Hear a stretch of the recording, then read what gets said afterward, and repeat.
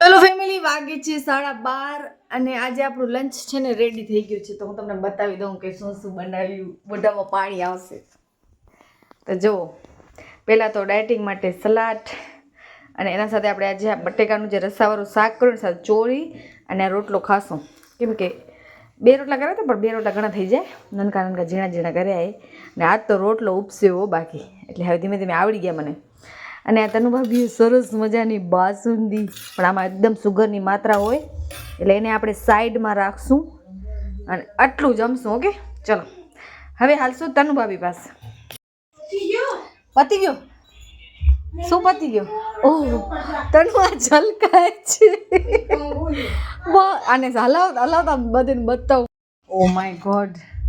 તો તને શું લાગે ઓલી તપેલીમાં આવી જત? હા, એનાથી મોટો છે આ બાઉલ. ઓકે, હાલેલી. આ કેવા સરસ મજાના ગોલા, તનુ જેવા ગોલા. હલાવ તારી સબ્જી બતાવ. આ શેનું શાક? ચણા ગ્રેવી. હલાવીને બતાવ જરાક. તો હું એને બનાવ્યું છે છોલે ચણા. જો આમ બગાડ ના કર. અને આનામાં છે ચાવલ. ચલો અને આ બસ વાસંદી, આના ઉપર ફોકસ. મેળાવાની રાણી વરી એ ફુરસતમાં છે આરામથી. જો કાંઈ કુકરમાં ચડાવી ગયા એ. આમાં દાળ છે અને આમાં ભાત. આઈ થિંક એનો સોનાનો વાસણ આ ભાત, અને આમાં દાળ છે. ટૂંકમાં એને હવે લેટ થવાનું એટલે હું તમને બતાવી દઉં. ચલો હવે આજનો વિડીયો કરીએ પૂરો.